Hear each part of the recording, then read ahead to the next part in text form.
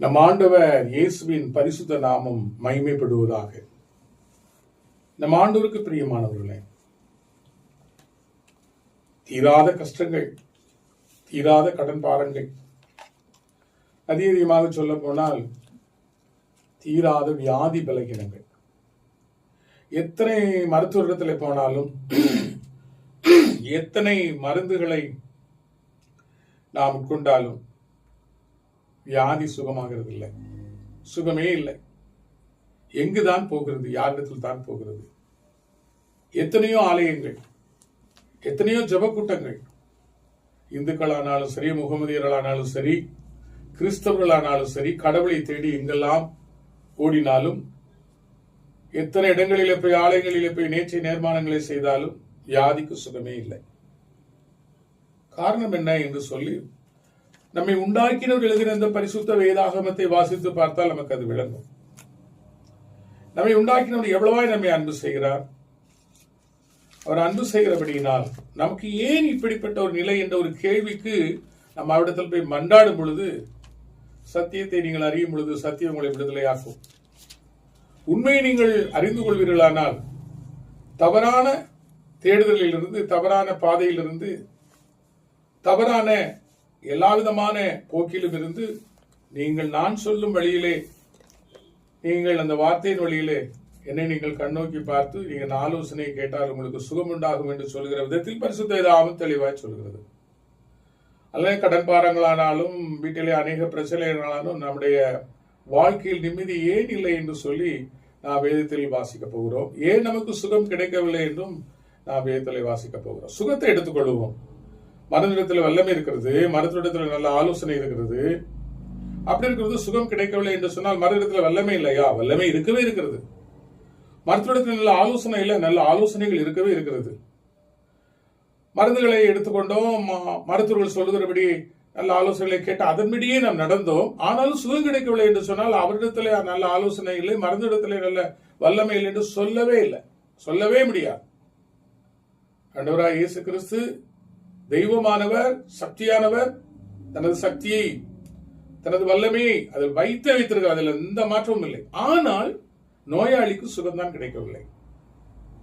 அந்த நோயாளியின் இடத்துல என்கிற இடத்துல நம்மை வைத்துக் கொண்டால் நமக்கு சுகமே கிடைக்கிறது. அதற்கு காரணம் என்ன என்று பரிசுத்த வேதாகமத்தில் வாசிக்க போகிறோம். எரேமியா தீர்க்கதரிசியின் புஸ்தகம் 46வது அதிகாரம் 11வது வசனத்தை நாம் வாசித்து நாம் யோசிப்போம். எங்கே வாசிக்கலாம்? எரேமியா 46:11. எகிப்தின் குமாரத்தியாகிய கன்னிகையே, நீ கீலேயாத்துக்கு போய் பிசின் தைலம் வாங்கு. திரளான அவிழ்தங்களை நீ கூட்டுகிறது விருதா, உனக்கு ஆரோக்கியம் உண்டாகாது. இங்கே எகிப்தின் குமாரத்தியாகிய கன்னிகையே அப்படின்னு சொல்லப்பட்டிருக்கு. இஸ்ரவேலர்களை பார்த்து அப்படி சொல்கிற ஒரு வார்த்தையை போல எகிப்தின் குமாரத்தியாகிய கன்னிகைன்னு சொல்லப்பட்டிருக்குது.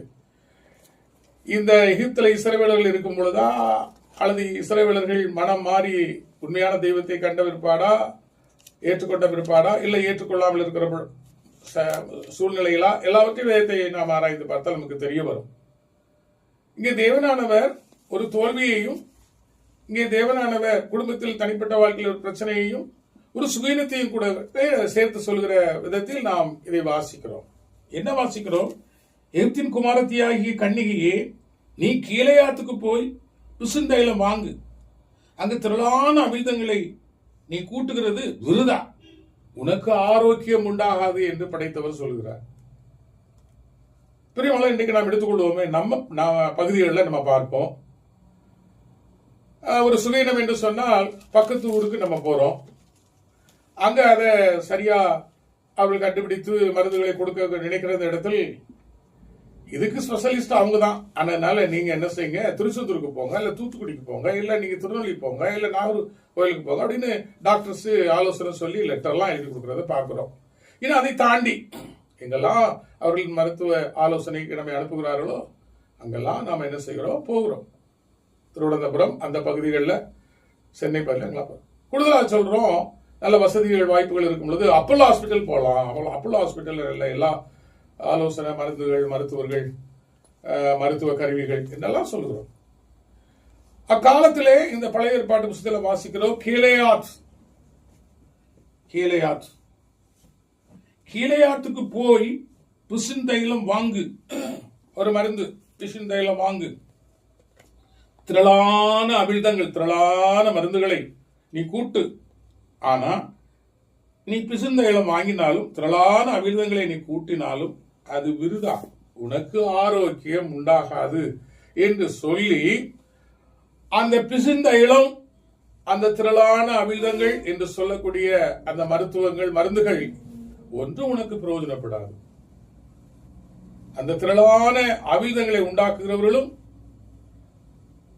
நாம் இங்கே வாசிக்கிறோமே, பிசின்தைலம் தயாரிக்கிறவர்களும் அவர்கள் கொடுக்கிற ஆலோசனைகள் விருதான். உனக்கு சுகமே உண்டாகாது என்று சொல்லி அந்த வல்லமையை கொடுத்திருக்கிற, அந்த பிசின்தைலத்துக்கு வல்லமையை கொடுத்திருக்கிற, திரளான அவிழ்தத்துக்கு வல்லமையை கொடுத்திருக்கிற தேவனாகிய கர்த்தர் சொல்கிறார். இதற்கு காரணம் இருக்கவே இருக்கும், பிரியமானவர்களே, இல்லாமலா இருக்கும்? எங்க வாசிக்கலாம்? எரேமியா தீர்க்கதரிசியின் புஸ்தகம் 8வது அதிகாரம் 22வது வசனத்தில் வாசிக்கலாம். கீலேயாத்திலே பிசின் தைலம் இல்லையோ, கீலேயாத்திலே பிசின் தைலம் இல்லையோ, ரண வைத்தியனும் அங்கே இல்லையோ, கேன்சர் வைத்தியனும் அங்கே இல்லையோ, பின்ன ஏன் என் ஜனமாகிய குமாரத்தி சுஸ்தமடையாமற் போனாள்? பின்ன ஏன் என் குமாரத்தி, என் ஜனமாகிய குமாரத்தி சுஸ்தமடையாமற் போனாள், சுஸ்தமடையாமல் போனாள் என்று ஆண்டவருடைய வார்த்தை கேட்கிறது. கீலேயாத்திலே பிசின் தைலம் இல்லையோ, ரண வைத்தியனும் அங்கே இல்லையோ, பின்ன ஏன் என் ஜனமாகிய குமாரத்தை சுஸ்தமடையாமல்? காரணம் என்ன பிரியமானவர்களே? ரண வைத்தியனுக்கு நல்ல ஆலோசனை இல்லையோ, பிசின்தைலத்துக்கு வல்லமை இல்லையோ? இருக்கவே இருக்கிறது. ஆயினும் ஏன் இஸ்ரவேல் குமாரத்தி இங்கே அப்படி சொல்லப்பட்டிருக்கிறது?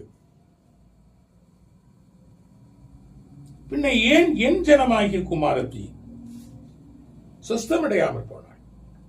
உண்மையான தெய்வத்தை கண்டுகொண்டோம் என்று சொல்லி, உண்மையான தெய்வம் தெரிந்து கொண்ட ஜனங்கள் மாத்திரமல்ல, அந்த ஜனங்கள் சொல்ல கேட்டு, அந்த ஜனங்கள் வாழ பார்த்து, அந்த ஜனங்கள் தொழுகையை பார்த்து, அந்த ஜனங்களுடைய தெய்வத்தை அறிந்து புறஜாதிகள் என்று சொல்லுகிறவர்களும் அந்த தெய்வத்தை ஏற்றுக்கொண்டு தேவனுடைய ஜனம் என்று மாறினாலும் அவர்களும் கூட துன்பங்களையும் பாடுகளை அணிவிப்பதற்கு காரணம் என்ன என்று சொல்லி ஒரு கேள்வி இங்கே வாசிக்கிறோம். இப்பொழுது அந்த கேள்விக்கு பதிலை ஏசாயா தீர்க்கதரிசி புஸ்தகம் 1வது அதிகாரத்தில் எடுத்துக் கொள்வோம். ஏசாயா தீர்க்கதரிசியின் புஸ்தகம் 1வது அதிகாரம் 2வது வசனத்திலிருந்து வாசிக்க கேட்போம்.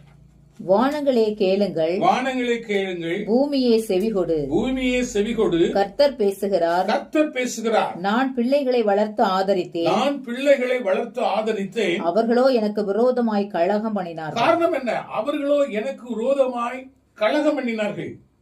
மாடு தன் எஜமானையும் கழுதை தன் ஆண்டவனின் முன்னணையையும் அறியும். இஸ்ரவேலோ அறிவில்லாமலும் என் ஜனம் உணர்வில்லாமலும் இருக்கிறது என்கிறார் அப்படின்னு போட்டிருக்குது. உணர்வுனா என்னது பிரியமானவர்களே? உணர்வு என்னது? ஒரு விதமான வியாதி மருத்துவத்தில் சொல்லுகிறோம். மருத்துவர் என்ன செய்யறாரு? அந்த வியாதி இருக்கிற இடத்துல சுரண்டுறாரு, அதுல குத்தி பாக்குறாரு, அதை நசுக்கி பார்க்கிறாரு. உணர்வு இருக்கான்னு கேட்கிறாரு. அவன் வியாதி உள்ளவன் சொல்றான், எனக்கு உணரே இல்லை. நமக்கு தெரியாதா இது குஷ்டம் வகையான ஒரு தோல் சம்பந்தமான ஒரு வியாதி, இது குஷ்டம் போல் இருக்கிறது என்று சொல்லுகிறது புரிகிறது நமக்கு தெரியாதா? அப்படியே பிரியமான ஒரு வகை வியாதி இப்படிப்பட்டதா இருக்கிறது. அப்போ அங்க என்ன உணர்வு இல்லை. அந்த உஷ்டம் அப்படின்னு சொல்லக்கூடிய வியாதி உள்ளவர்களுக்கு பாருங்க, அந்த விரலெல்லாம் அப்படியே கரைஞ்சு போகும். 2 கையுள்ள விரல்களெல்லாம் கரைஞ்சு போகும், புண்ணா இருக்கும். அது என்ன சொல்றது, சீழா இருக்கும். அதை பார்க்கவே அருவருப்பா இருக்கும். அது கரைஞ்சுக்கிட்டே போகும். ஆனா அவங்களுக்கு அந்த இடத்துல என்ன இருக்காது? உணர்வு இருக்காது. பிரியமாக உறுப்புகள் செயலிழந்து போய் அந்த உறுப்புகள் அப்படியே அழிந்து போகிறதை, உயிரோடு இருக்கும் பொழுது அழிந்து போகிறதை நாம் பார்க்க முடியும். உணர்வு இல்லை. உணர்வு இருந்தால் தானே அந்த நோவு, அந்த உணர்வு இருக்கும் பொழுது துடியாய் துடித்ததை சுகமாக்க வேண்டும் என்ற ஒரு எண்ணம் உருவாகும். இப்படிப்பட்ட ஒரு நிலையிலும் சுகமாக வேண்டும் என்ற ஒரு எண்ணம் இருந்து பிரயாசப்படத்தான் செய்கிறார்கள். ஆனாலும் பிரயாசத்திற்கு பலன் இல்லை. இங்கே சொல்லப்பட்டிருக்கிறது உணர்வு இல்லை. என் ஜனத்தை நான் ஆதரித்து வளர்த்து நான் அவர்களுக்கு எல்லா ஆசீர்வாதங்களையும் கட்டளையிட்டிருக்கிறேன். என் ஜனமோ எனக்கு விரோதமாய் கலகம் பண்ணுகிறார்கள். மாடு அதுக்கு 6 அறிவு, இதுக்கு 5 அறிவு என்னெல்லாம சொல்லிக்கிறோம். நமக்கு தான் 6 அறிவு, அதுக்கெல்லாம் 5 அறிவு. மாடு தன் எஜமானையும், கழுதை தன் ஆண்டவனின் முன்னணையை அறியும். இஸ்ரவேலோ என் ஜனமோ என்று சொல்கிறார், அறிவில்லாமலும் ஏன் ஜனம் உணர்வில்லாமலும் இருக்கிறது. அறிவும் கிடையாது, உணர்வும் கிடையாது. நம்முடைய தெய்வம் அல்லவா, நம்முடைய ஆண்டவர் அல்லவா, நம்முடைய தெய்வம் நமக்கு என்ன சொல்லி இருக்கிறார், அப்படி நாம் வாழ்கிறோமா, அதற்கு விரோதமா இருக்கிறோமா, அதற்கு நாம் எதிராக இருக்கிறோமா, அவர் சொன்னபடி வாழாமல் நாம் கலகம் உண்டாக்குகிறோமா, தேவனுக்கு உண்டாக கலகக்காரர்களா இருக்கிறோம் என்று சிந்திக்கிற அறிவும் இல்ல, உணர்வும் இல்ல. அடுத்த வசனம் வாசிக்கலாம். ஐயோ பாவமுள்ள ஜாதியும், ஐயோ பாவமுள்ள ஜாதியும், அக்கிரமத்தால் பாரம் சுமந்த ஜனமும். அக்கிரமத்தால் பாரம் சுமக்கிறது. எதனால பாரம் சுமக்கிறது? பிரச்சனை வருது, கடன் வருது, கஷ்டம் வருது.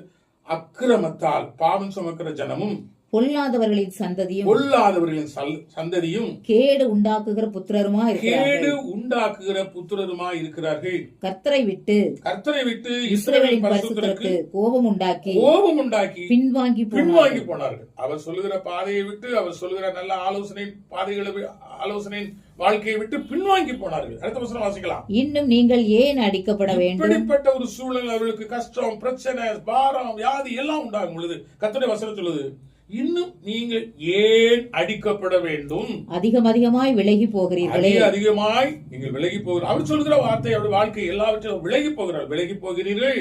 தலையெல்லாம் வியாதியும், இருதயம் எல்லாம் பலவீனமுமாய் இருக்கிறது. காரணம் என்ன என்று சொல்லி மேலே கீழே வாசிக்கிறது. கர்த்தருடைய வசனம் தெளிவா சொல்கிறது. கர்த்தருடைய வார்த்தையை மீறுவது, பாவம் செய்வது, கலகம் உண்டாக்குவது, ஜனங்களுக்கு விரோதமாய், தேசத்துக்கு விரோதமாய், தன் குடும்பத்திற்கு விரோதமாய் கூட பாவம் செய்கிறது. இப்படிப்பட்ட சூழ்நிலையில் இந்த வசனங்கள் இப்படி சொல்கிறது. வாசிக்கலாம்.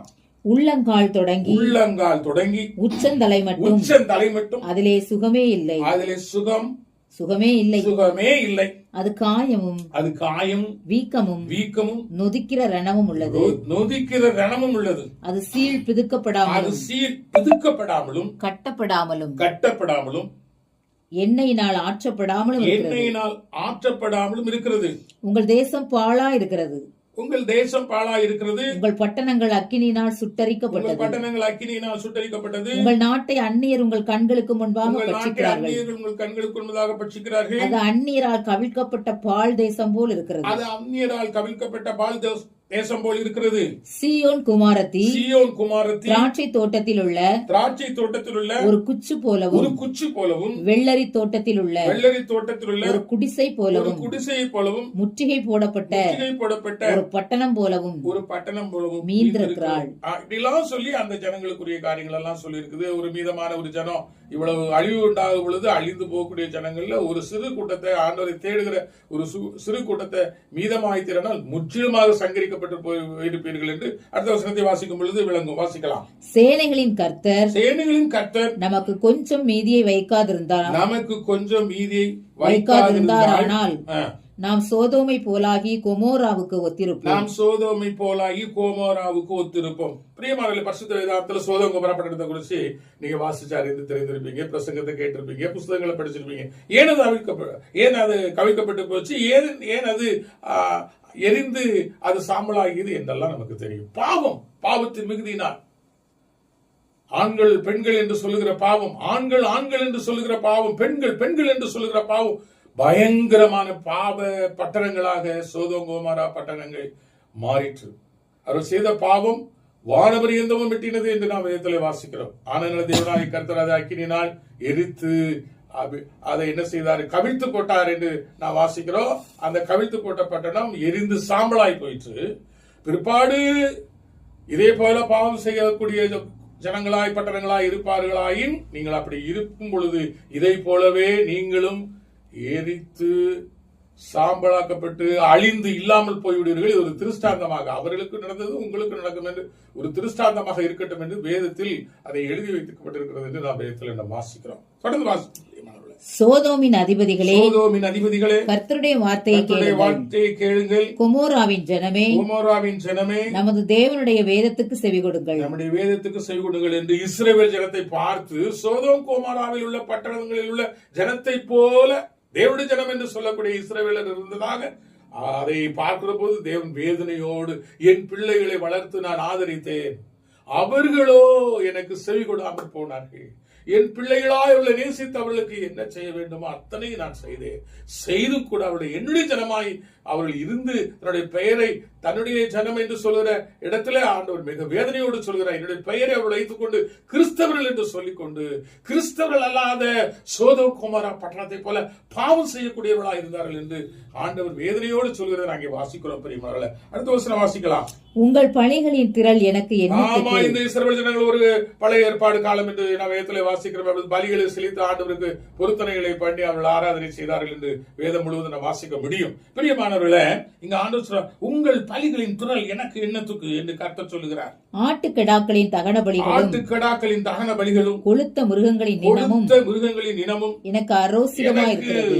வெறுப்பாய் அரோசிகமாய் இருக்கிறது. வாந்தி பண்ணி போடுற மாதிரி எனக்கு வெறுப்பாய் அரோசிகமாய் இருக்கிறது. இவர்கள் பெரிய விழாக்கள் பெரிய பண்டிகைகள் என்றெல்லாம் சொல்லி கொண்டாடுவது ஆண்டவர் மிகவும் வேதனைப்பட்ட அருவருப்படைந்தார் என்று சொல்லுவது. வாசிக்கலாம். காளைகள் ஆட்டுக்குட்டிகள் கடாக்களுடைய இரத்தத்தின் மேல் எனக்கு பிரியமில்லை என்று சொல்லுகிறார். நீங்கள் என் சந்நிதியில் வரும்போது, இவர்கள் என் சந்நிதியில் வரும் பொழுது ஆண்டவர் சொல்றார், நீங்கள் என் சந்நிதியில் வரும் பொழுது என் பிரகாரங்களை என் ஆலய பிரகாரங்களை இப்படி மிதிக்க வேண்டும் என்று உங்களிடத்தில் கேட்டது யார்? இப்படி கோயிலுக்கு வர சொல்லி உங்களுக்கு சொன்னவன் எவன் அப்படின்னு ஆண்டவர் என்ன செய்யறார்? அன்றைக்கு ஏசாயா தீர்க்கதரிசியை கொண்டு பேசினார். இன்றைக்கு பேசுவதற்கு அப்படிப்பட்ட தீர்க்கதரிசி எழுத வேண்டுமே. பிரியமானவர்களே, கிறிஸ்தவ ஜனம் காக்கப்பட வேண்டும் என்று சொன்னால் இப்படிப்பட்ட தீர்க்கதரிசிகள் எழுப்ப வேண்டும். பிரியமானவர்களே, வாசிக்க கேட்கலாம். இனி வீண் காணிக்கைகளை பெரிய காணிக்கை எல்லாம் செலுத்துறாங்க, தூண்களை கட்டுறாங்க, விளக்குகளை தொங்க விடுறாங்க, ஐயோ பெரிய பெரிய கோபுரங்களை கட்டுறாங்க. இங்க சொல்லி இருக்குது, இனி வீண் காணிக்கைகளை கொண்டு வர வேண்டாம். தூபம் காட்டுதல் எனக்கு அருவருப்பாய் இருக்கிறது. நீங்கள் அக்கிரமத்தோட ஆசரிக்கிற மாத பிறப்பையும் ஓய்வு நாளையும் சபை கூட்டத்தையும் நான் இனி சகிக்க மாட்டேன். இப்படி என் ஆலய பிரகாரத்தை மிதிக்க முடியாது சொன்னது யார் என்று கேட்கக்கூடிய தீர்க்கதரிசிகள் இன்றைக்கு எழும்புகிறதில்லை. பிரியமானவர்களே, எழும்பினால் எத்தனை ஆலயங்கள் மூடப்படும். பிரியமானவர்களே, எத்தனை சபை கூட்டங்கள் நிறுத்தப்படும். பிரியமானவர்களே, எத்தனை மாத பிறப்பு என்று சொல்லி ஓய்வு நாள் என்று சொல்லி ஆசரிக்கிற கூட்டத்தார் சிதறடிக்கப்படுவார்கள். பிரியமானவர்களே, அப்படிப்பட்ட தீர்க்க தரிசனங்கள் இன்றைக்கு இல்லை. வாசிக்க கேட்கலாம். உங்கள் மாத பிறப்புகளையும் உங்கள் பண்டிகைகளையும் என் ஆத்துமா வெறுக்கிறது. அவைகள் எனக்கு வருத்தமா இருக்கிறது. அவைகளை சுமந்து தேவன் இழைத்து போனாராம், நான் இழைத்து போனேன். நீங்கள் உங்கள் கைகளை விரித்தாலும் என் கண்களை உங்களை விட்டு மறைக்கிறேன். நீங்கள் மிகுதியாய் ஜெபம் பண்ணினாலும் கேளேன். உங்கள் கைகள் இரத்தத்தினால் நிறைந்திருக்கிறது. உங்களை கொஞ்சம் நிறுத்திக் கொள்வோம். பிரியமானவர்களே, இவ்வளவு ஜெபம், அவ்வளவு ஜெபம், இவ்வளவு பெரிய விழா, இவ்வளவு பெரிய கன்வென்ஷன், இவ்வளவு பெரிய கூட்டங்கள், இவ்வளவு பெரிய பரிசுத்தவான்கள், இவ்வளவு பெரிய மேடை பிரசங்கிகள். ஆண்டவர் அழிவை கட்டளையிடுகிறார் என்று சொன்னால் வியாதியினால் கட்டளையிடுகிறார். ஆண்டவர் கட்டளையிடுகிறார் என்று சொன்னால் இப்படி வந்ததா அப்படி வந்ததா நான் என்ன செய்யவில்லை. இவரால் வந்ததா அவரால் வந்ததா தேவனால் வந்ததா அந்த இடத்துக்கு நான் வரல. தேவன் ஒரு அழிவை கட்டளையிடுகிறார் என்று சொன்னால் வியாதியினால் அழிந்து போக முடியாத கட்டளையிடுகிறார். இயற்கையின் சீற்றத்தினால் அழிந்து போக முடியாத கட்டளையிடுகிறார். சுனாமி வந்தது, காற்று வந்தது, பயங்கரமான மழை வந்தது. அழிந்து கொண்டிருக்கிறோமே, கிறிஸ்தவ ஜனம் என்று சொல்கிறவர்கள் அழிந்து கொண்டிருக்கிறோமே. இன்னும் ஒரு அறிவு நமக்கு, ஒரு கேள்வி நமக்கு உண்டாக வேண்டும். பிரியமானவர்களே, இங்க வேதத்திலே வாசிக்கும் பொழுது மாத பிறப்பு, ஓய்வு நாள், பண்டிகைகள், ஜப கூட்டங்கள், யார் இதை செய்கிறார்கள்? கிறிஸ்தவர்கள் தானே. வெறுக்கிறேன் என்று சொல்லி ஆண்டவர், நான் இதையெல்லாம் சுமந்து இழைத்து போனேன் என்று ஆண்டவர் சொல்லுகிறார் என்று சொல்லி யார் சொல்லுகிறார்கள்? வீண் காணிக்கைகளை கொண்டு வர வேண்டாம் என்று யார் சொல்ல? காணிக்கைக்காகவே கூட்டங்கள், காணிக்கைக்காகவே மாத பிறப்பு, காணிக்கைக்காகவே சபை கூடுதல், காணிக்கைக்காகவே ஓய்வு நாட்கள் கொண்டு வர வேண்டாம் என்று ஆண்டவர் சொல்லுகிறார். என் ஆண்டவர் என்று சொல்லுகிற அந்த இடத்துல, என் ஆண்டவர் சொல்லுகிறார் என்று சொல்லுகிற அந்த இடத்துல ஏசாயா தீர்க்கதரிசி மூலமா சொல்லுகிறார், ஆலய பிரகாரத்துல நீ வராதே என்று சொல்லுகிறார். இப்படியெல்லாம் இல்லாதபடி மாத பிறப்பு கூட்டம், சபை கூடுதல், அப்புறம் என்ன சொல்றது, ஓய்வு நாள் ஆசரிப்பு, உபவாசிச்சு ஜெபிக்கிற ஜபங்கள், முழுரவு ஜபங்கள், பெரிய பெரிய பிரமுகர்கள் என்று சொல்லக்கூடிய ஊழியக்காரர்கள் பெரிய ஆடம்பரமான பெரிய கூட்டங்கள், இத்தனையும் நடந்து அழிவு வருகிறதே ஏன் என்று சிந்திப்பார் இல்லை. ஆண்டவர் எவ்வளவு வேதனையோடு சொல்கிறார். அடுத்த வசனத்தை வாசிக்கும் பொழுது விளங்கும். பாவத்தோடு பாவத்தோடு பாவத்தோடு அத்தனை செய்கிறார்கள். இங்க வாசிக்கலாம். உங்களை கழுவி சுத்திகரியுங்கள், உங்களை கழுவி சுத்திகரியுங்கள். உங்கள் கிரியைகளின் பொல்லாப்பை என் கண்களுக்கு மறைவாக அகற்றிவிட்டு தீமை செய்தலை விட்டு ஓயுங்கள். தீமை செய்கிற வாழ்க்கையை விட்டு ஓயுங்கள். தீமை செய்கிறது, பாவம் செய்கிறது, அத்தனை செய்து கொண்டு பண்டிகைகள், அத்தனை செய்து கொண்டு காணிக்கைகள், அத்தனை செய்து கொண்டு தசமபாகங்கள், அத்தனை செய்து கொண்டு பெரிய கோபுரங்கள், அத்தனை செய்து கொண்டு சொல்லிக்கொண்டே போகலாம். பிரியமானவர்களே, என்னையும் நான் சேர்த்துக் கொள்கிறேன். ஆண்டவர் சொல்கிறார், பாவம் செய்கிறதை விடுங்கள், அக்கிரமம் செய்கிறதை விடுங்கள், பாவம் செய்கிற வாழ்க்கையில் இருந்து வெளியே வாருங்கள், மனம் திரும்புங்கள், உடைய பாவ வாழ்க்கையை விட்டு ஓயுங்கள், தீமை செய்கிறதை விட்டு விடுங்கள், நன்மை செய்யுங்கள் என்று சொல்றார். தொடர்ந்து வாசிக்கலாம். நன்மை செய்ய படியுங்கள், நன்மை செய்ய படியுங்கள், நியாயத்தை தேடுங்கள், நியாயத்தை தேடுங்கள், ஒடுக்கப்பட்டவனை ஆதரித்து ஒடுக்கப்பட்டவனை ஆதரியுங்கள், திக்கற்ற பிள்ளையின் நியாயத்தையும் விதவையின் வழக்கையும் விசாரியுங்கள், விதவையின் வழக்கையை விசாரியுங்கள். அற்பமாய் ஜனங்களை நினைத்து அற்பமாய் ஐயோ, ஜாதி, மதம், இனம் வேறுபாடுகள், பிரச்சனைகள், அழுக்கான எண்ணங்கள், அழுக்கான சிந்தைகள், அழுக்கான பார்வைகள், அழுக்கான வாழ்க்கை முறைமைகள், எனக்கு ஒரு நியாயம், என் இனத்துக்கு என்று ஒரு நியாயம், என் ஜனத்துக்கு என்று ஒரு நியாயம், என் சபைக்கு என்று ஒரு நியாயம், என் ஆலயத்துக்கு என்று ஒரு நியாயம். அது எப்படி பிரியமானவர்களே? இவையெல்லாம் மனிதர் பார்க்கிற விதமாய் நாம் பார்த்தால் ஆராதனை மற்ற காரியங்கள் சரிதான் என்று நாம் சொல்லிக் கொண்டே போகலாம். தேவனாய் கர்த்தரின் பார்வை எப்படி நம்மை பார்க்கிறது என்று நாம் வாசிக்கிற பொழுது ஐயோ, இத்தனையும் செய்து வாழ்க்கைகளை கேடுதான். வாசிக்கலாம். வழக்காடுவோம் வாருங்கள் என்று கர்த்தர் சொல்கிறார். நன்மை செய்யப்படுங்கள், நியாயத்தை தேடுங்கள், ஒடுக்கப்பட்டவனை ஆதரித்து திக்கற்ற பிள்ளை நியாயத்தையும் விதவையின் வழக்கை விசாரியுங்கள். அதுக்கப்புறம் சொல்றாரு கர்த்தர், வழக்காடுவோம் வாருங்கள், எல்லாம் செய்து கொண்டு வழக்காடுவோம் வாருங்கள் என்று கர்த்தர் சொல்லுகிறார். கர்த்தர் சொல்கிறார், உங்கள் பாவங்கள் சிவேர் என்று இருந்தாலும் உறைந்த மலையை போல வெண்மையாகும், அவைகள் இரத்தாம்பர சிவப்பாய் இருந்தாலும் பஞ்சை போலாகும். நீங்கள் மனம் பொருந்தி செவி கொடுத்தால், சொல்கிற பாருங்க, இந்த 1வது அதிகாரம் 2வது வசனத்துல இருந்து நான் சொல்கிற பாருங்க, ஏசாயா சொல்றாருன்னு வச்சுக்கோங்களேன். இதையெல்லாம் நான் சொல்றேன் பாருங்க. ஆண்டவர் சொல்றாரு, நீ மனம் பொருந்தி செவி கொடுத்தால், அதுக்கு சொல்லப்பட்டிருக்கிற காரியங்கள்லாம் மனம் திரும்பி நீங்க மனம் மாறி நீ நன்மை செய்து தீமை செய்து விட்டது ஓய்ந்து திக்கற்ற பிள்ளைகள், விதவைகள், நாதைகள் அவர்களை ஆதரித்து அவருடைய வழக்குகளை என்னன்னு கேட்டு விசாரித்து சரியான நீதியான நியாயமான வழக்குகள் எல்லாம் விசாரணை செய்யும் பொழுது நீங்கள் தீர்ப்பு செய்து இப்படி எல்லாம் செய்த பிற்பாடு ஆண்டவருடைய வார்த்தை ஏசாயா மூலம் வருகிறது. வழக்காடுவோம் பாருங்கள் ஆண்டவரிடத்துல. எங்களை நீங்க ஏன் ஆசீர்வதிக்காம இருக்கீங்க? எங்களை ஏன் நீங்க குணமாக்காம இருக்கீங்க? எங்களை நீங்க ஏன் நீங்க என்ன செய்யறதில்ல? செழிப்புள்ள ஜனமா எங்களை மாற்றுகிறது இல்ல? நீங்க ஏன் எங்களுடைய ஜபங்களை கேட்கறது இல்லை என்று சொல்லி வழக்காடுவோம் பாருங்கள். இப்படி எல்லாம் நீங்க மனம் மாறி நன்மை செய்து நல்லவர்களாய் மாறி வரும் பொழுது ஆண்டவர் சொல்லுகிறார், வழக்காடுவோம் பாருங்கள். உங்களுடைய பாவம் எப்படி இருக்குதா? இரத்தாம்பர சிவப்பா இருந்தாலும் உறைந்த மலையை போல வெண்மையாகும். அவைகள் இரத்தாம்பர சிவப்பா இருந்தாலும் பஞ்சை போலாகும். வாசிக்கலாம். நீங்கள் மனம் பொருந்தி செவி கொடுத்தால் தேசத்தின் நன்மையை புசிப்பீர்கள். நீங்கள் மனம் பொருந்தி செவி கொடுத்தால் தேசத்தின் நன்மைகளை புசிப்பீர்கள். மாட்டோம் என்று எதிர்த்து நிற்பீர்களாகில், மாட்டோம் என்று எதிர்த்து நிற்பீர்களாகில் பட்டயத்துக்கு இரையாவீர்கள் என்று கர்த்தரின் வாய் இதை சொல்லிச்சு. ஆமா, இனி இந்த வியாதிக்கு என்ன சொல்றது? எந்த வியாதி இருக்குது? ஹார்ட் ப்ராப்ளமா? கிட்னி ப்ராப்ளமா? திமிர்வாதமா? என்ன சுவையின இருக்கிறது? என்ன பலகீனம் இருக்கிறது? ஒன்றுக்கு கர்த்தர் என்ன செய்கிறதில்லை. தன்னுடைய வல்லமையான ஆச்சரியமான ஒரு பவரை கொடுத்திருக்கிறார் என்று நாம் வாசிக்கிறோமே, தெரிந்திருக்கிறோமே, புரிந்திருக்கிறோமே, அனுபவித்திருக்கிறோமே. இந்த இயற்கையின் மூலமாக நமக்கு சுகம் கிடைக்கிறது இல்லை. மருத்துவ ஆலோசனையின் மூலமாக எந்த நன்மையும் உண்டாகிறது இல்லை. இத்தனைக்கு காரணம் என்ன? ஆண்டுடைய வார்த்தையை மீறி வாழ்கிற வாழ்க்கை, பாவ வாழ்க்கை, அநியாய வாழ்க்கை. திக்கற்றவர்கள், விதவைகள், அனாதைகள், ஆதரவற்றவர்களை பார்க்கும் பொழுது அவர்கள் மீது இரக்கம் இல்லாத ஒரு வாழ்க்கை, அவர்களை குறித்து கரிசனை இல்லாத ஒரு வாழ்க்கை. மாத பிறப்பு தான், ஓய்வு நாள் தான், சபை கூட்டங்கள் தான், விசேஷ ஆசரிப்பு தான், என்னையும் சேர்த்து பிரியமானவர்களே. வியாதிக்கு மருந்து எங்கும் இல்லை. தேவன் படைத்திருக்கிற அத்தனை வல்லமைகளிலும் நமக்கு கர்த்தர் மறு உத்தரவு அருளுகிறது இல்லை. சுகத்தை தேடினாலும் சுகம் கிடைக்கிறது இல்லை. சமாதானத்தை தேடினாலும் சமாதானம் கிடைக்கிறது இல்லை. குடும்பத்திலே அமைதியை தேடினால் அமைதி கிடைக்கிறது இல்லை. சபையிலே ஒற்றுமையை தேடினால் ஒற்றுமை உண்டாகிறதில்லை. தேவனற்ற ஜனங்கள், தேவனுடைய ஜனங்களாகிய நம்மை பார்த்து தூசிக்கக்கூடிய விதத்தில் நம்முடைய வாழ்க்கை அமைந்து விடுகிறது. எத்தனை தான் பிரார்த்தனைகள், எத்தனை தான் ஜெபக்கூட்டங்கள், ஒன்று பிரயோஜனமில்லை என்று கர்த்தருடைய வார்த்தை சொல்கிறது. இப்படிப்பட்ட வார்த்தைகளை வாசிக்கிறோம், தொடர்ந்து நாம் தியானம் செய்ய இருக்கிறோம்.